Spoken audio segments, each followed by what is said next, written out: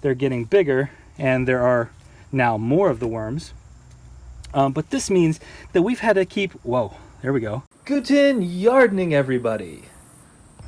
If you followed our channel for any length of time at all, you would know just how valuable we consider this part of our garden, the compost area.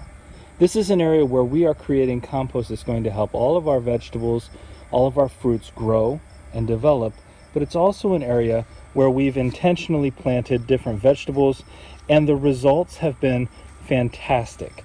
Prolific plants that are producing amazing, delicious vegetables for us. But this isn't the only type of composting we're doing here at Guten Yardning.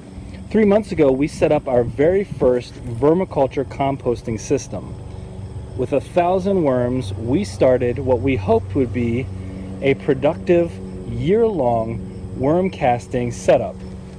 And well, 3 months in, it's time to check in and see just exactly what we've learned in our attempt to create that black gold.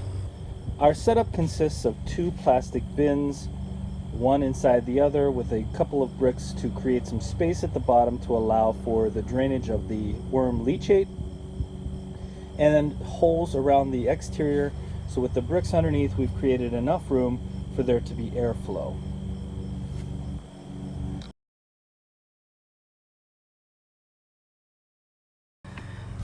As with any other part of gardening, once you get started, you learn just how much you need to learn about these different processes. And this is definitely true for our vermiculture setup here.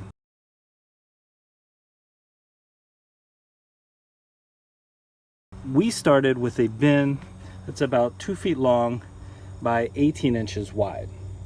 And it turns out that for a family our size, 3 to 6 family member range, we probably should have had a bin that was about 3 feet long by at least 2 feet wide. And we've got plenty of depth here, but given the number of scraps that we put in here regularly, and the amount of waste that we need to get rid of and we don't want to get rid of necessarily, I mean, we have plenty of room in our compost bins, but that we don't want to get rid of in any way that's not composting, we probably should have started just a little bit bigger. With that being said, we started with 1,000 worms, 1,000 of these red wigglers, and I can tell you for a certainty there are far more than 1,000 in here now. Even though we should have picked a slightly bigger size for our family, again, this is a learning process, and what we'll do is we'll likely set up a second vermiculture composting system to take care of the excess waste and excess scraps that we want to put in here. There's so many worms now. Isn't this beautiful? It's one of those sights that you love to see when you're trying to keep worms alive, and you see that they're not only alive, but you seem to have multiple generations, the bigger and the smaller ones here.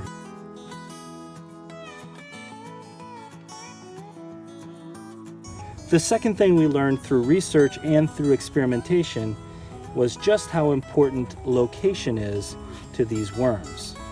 When we initially had our setup going, we put them in the garage, and the weather at the beginning of the summer, it was a little bit cooler, and they seemed fine. But as the summer heated up, the worms did too. And so we could tell they weren't really enjoying or thriving in the situation where the temperatures could rise and fall 30 to 40 degrees up and down in any given day. And so we decided to move the worms inside. And we've only recently brought them back outside as the weather has cooled off a little bit and been consistently in that 55 to 77 degree range. So if you're trying to have a compost setup that's going to work for you long term, you're going to want to maintain a temperature somewhere in that neighborhood, that 55 to 77 degree Fahrenheit range. If the worms experience these extreme drops in temperature or these extreme increases or spikes in temperature, they're not going to thrive as well. And that extreme heat, while your compost bin itself is heating up in here, that extreme heat is going to cause them to be even hotter, and the end result is you're going to have worm loss, and that's not something you want.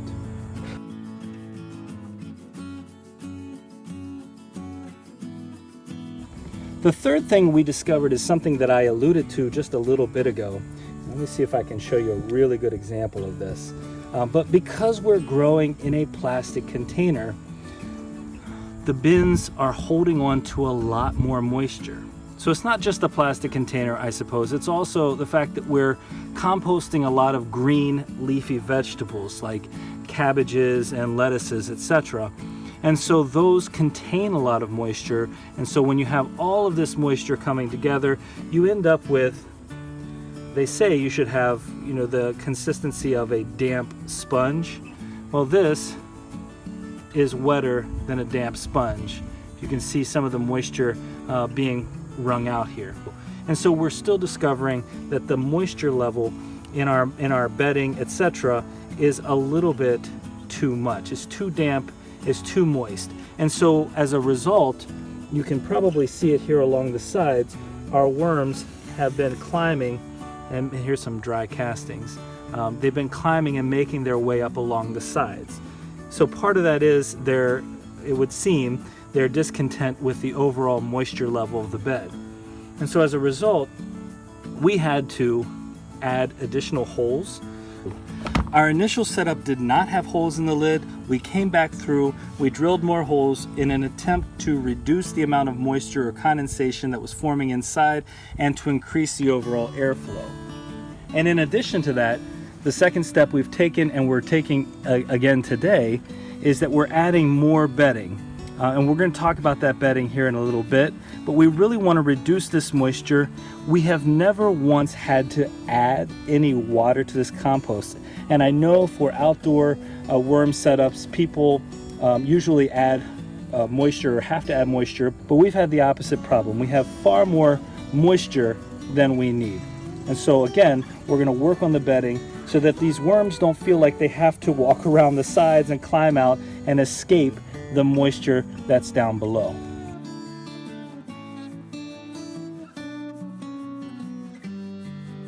The fourth thing we learned was just how valuable online shopping really is.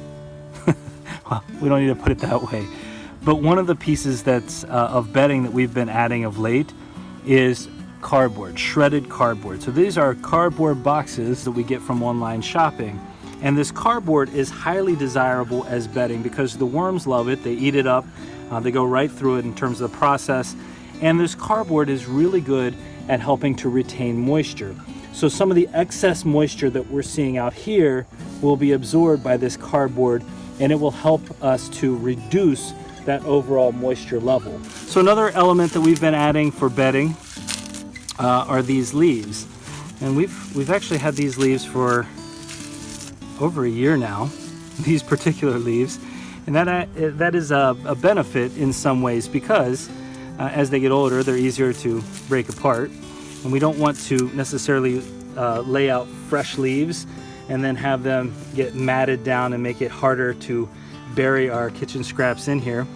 But also, one of the things that you can introduce to your bedding at the same time as you're introducing leaves are other insects that like to live around leaves, like centipedes. And centipedes are a pest you do not want in your vermiculture setup because they will eat the other worms. And so this is perfect for us. These leaves are going to be something that, again, the worms like to cuddle up under, be near, and they'll eat and consume just like this cardboard, and they'll add to some of that moisture reduction. And in addition to that, we've begun adding a little bit of coffee grounds. Now, we've talked about coffee grounds being added to your regular compost. In general, we don't want to go overboard with them as well, but adding some coffee grounds will also add some grit. And you can see there's some water creating a little bit of mold, it looks like, but that's okay. The worms love this. And that goes actually to something else we learned this year, but I'll get to that in just a second. And in addition to the coffee grounds, we've begun adding some ground up eggshells.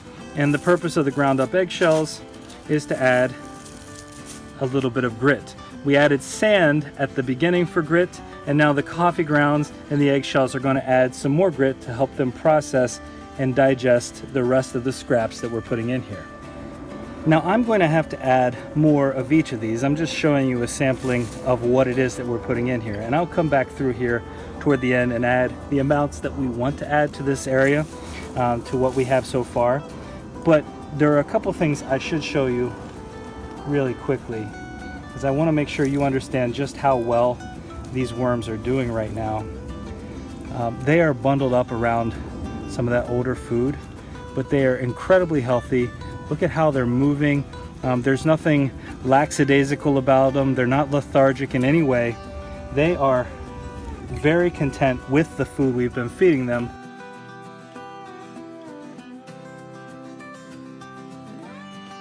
Which brings us to the fifth thing we've learned, which is all about this stuff, the food.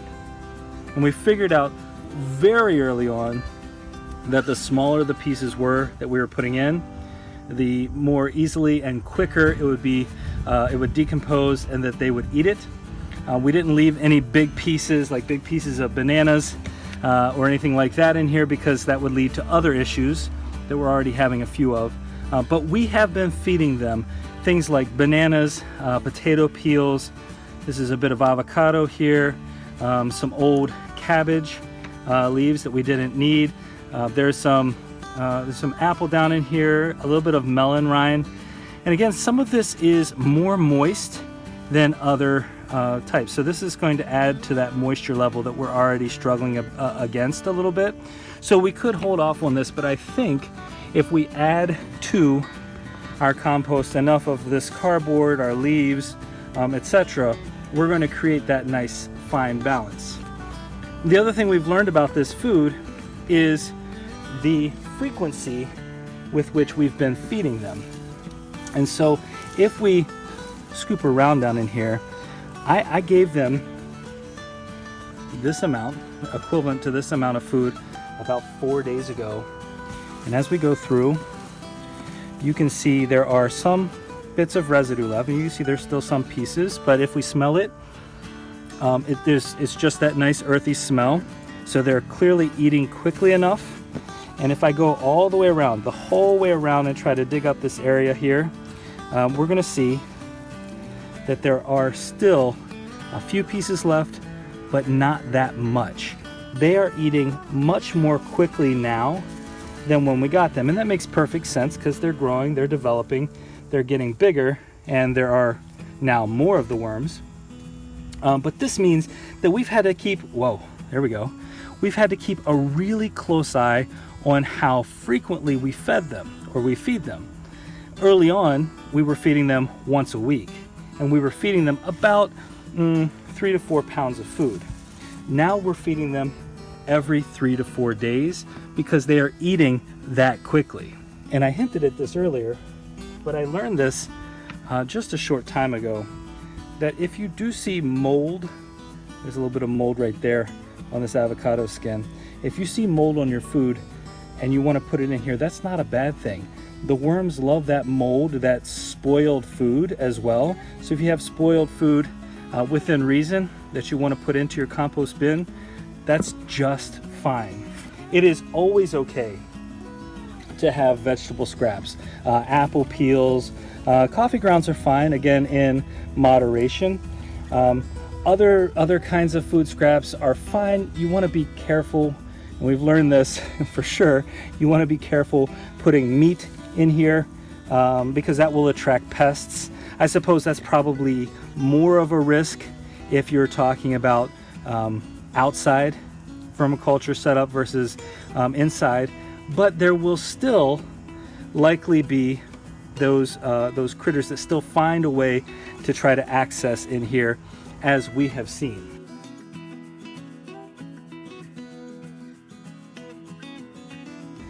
And that leads us to the sixth thing that we've learned and been dealing with. And let's see if you can see it on my hand right here, right there. We have had fruit flies, we call them sour flies, but they're fruit flies, in here from, I would say, about 1 month until now. So the last 2 months we've been dealing with these fruit flies. Now the good thing is, as far as pests go, fruit flies are annoying, but they're not going to attack our worms. They're not going to come in and cause any harm to our worms in any way. But what they really apparently enjoy, one of the things they enjoy, are those citruses and bananas. And again, we do put a lot of bananas and plantain peels in here. So one thing we could do to try to limit the number of sour flies or fruit flies that are in here would be to cut back on bananas. The second option, and I think this is something we're going to try, is to take a small jar and put some vinegar in it and a clear plastic film over top of it and poke some holes in it and try to attract them into that container. I've done this outside of the vermiculture setup, just in general, and it does work. The other recommendation they gave is to do the same thing but with beer, which is something that works with slugs. But I think we're going to try the vinegar setup, although the number of the fruit flies in here, oh look, the number of the fruit flies in here is actually diminished a little bit since the weather has cooled down some.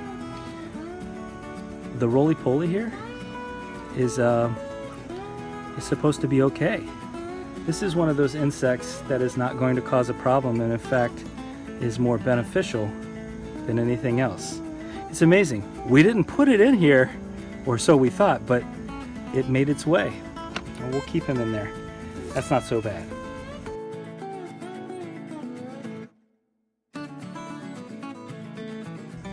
And the last thing we've learned is something that I'm pretty excited about because, well, we haven't done anything with it yet. But I'm going to take this top layer out and show you exactly what has come out underneath this bin. You can see my reflection in it. This is our leachate, our worm leachate. And when we started, for the first month, I would say, there was nothing down in here. And I started to question all of this conversation about why you need holes in the bottom of your container. I mean, we knew leachate was going to happen.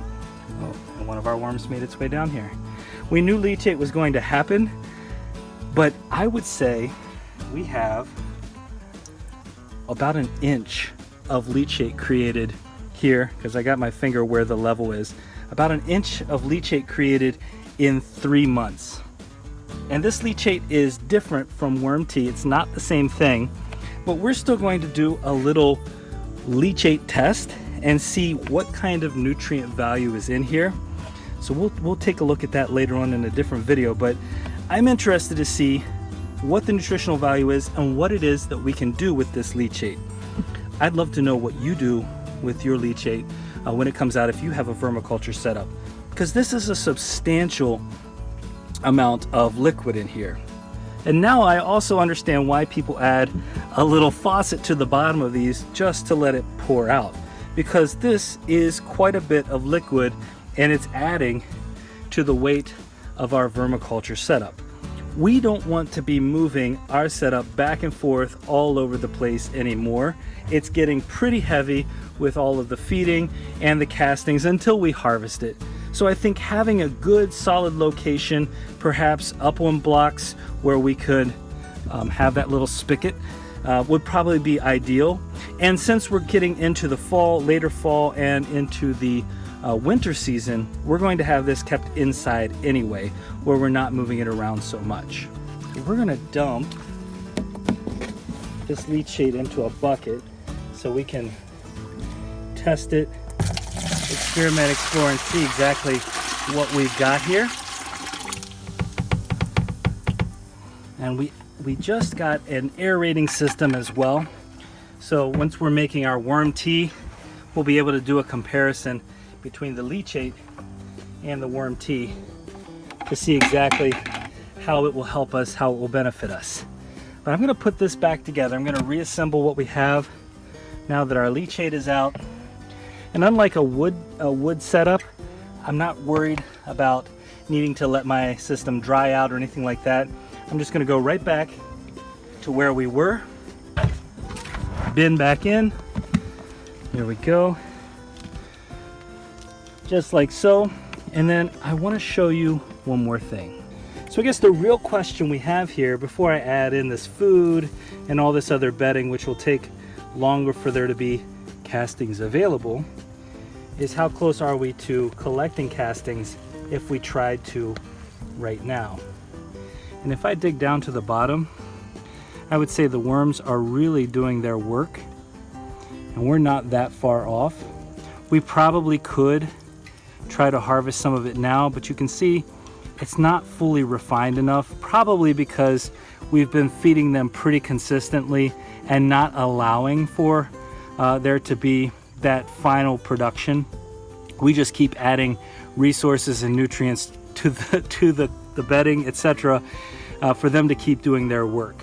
And so we're going to hold off on any kind of harvest for now, and we're going to again try to fix some of the bedding, some of the excess moisture down in here, which you can really see as I dig farther down. You can really see that excess moisture. And so we're going to try to fix some of that, and we're going to go probably another month before we do any kind of harvest. And by that time, well, we'll see what it looks like. Here, see if we can get it to zoom. On the tip of my thumb is a cocoon. And in these cocoons, you will see anywhere from 2 to 3 worms. And these worms can lay cocoons, you know, a couple cocoons at a time every few weeks. So, oh, that's exciting. I love finding this kind of thing in here. But we're gonna let it go a little bit longer, and I'm gonna feed the soil. But one thing I am going to try here, and this is just going to be my first go at this. I'm gonna give it, you know, a couple inch layering here, but I'm only going to feed off to one side this time. So off to one side, so we can try to encourage the worms to come over to this side, just like so. So I'm going to feed over here, and I'm going to give it a layer of that bedding as well. So we're going to have a layer of bedding the whole way around, and I'm actually going to mix it in a little bit, but we're going to have that covered up. We'll give it some leaves, and I'm going to mix in a little bit more of the coffee grounds and the egg shells. Again, we have plenty of egg shells when we eat the eggs on a regular basis. It's just a matter of grinding them down. It's pretty simple. And I'm going to add some more coffee to it. Here we go. Some more coffee in here. They should enjoy that. Again, I don't want to add too much because I don't want to overheat what's happening in here, although I don't think that'll be a problem right now. So we got our coffee grounds in here. We're going to mix it down just a little bit so you can see how dry everything is here. And in a future video, we'll check in and see just how they're doing, and I really think harvest time is coming before you know it. We hope you enjoyed this vermiculture update. Again, our worms are doing great. We're learning lots of lessons. Some of the things we're doing perfectly fine, other things we need to change and improve on. But there's nothing wrong with that. Again, that's part of the experimentation. It's not necessarily a right or wrong way to do this. We're going about it to find a method that works perfectly for us, or as well as possible for us. And in the future, we should have, again, that year-long black gold worm casting production from our worms. And that is something to be excited about. If you enjoyed this video, please give us a like, leave us a comment, and let us know how your vermiculture setup's going. And always share and subscribe, and remember, when you're with us, you're good to grow.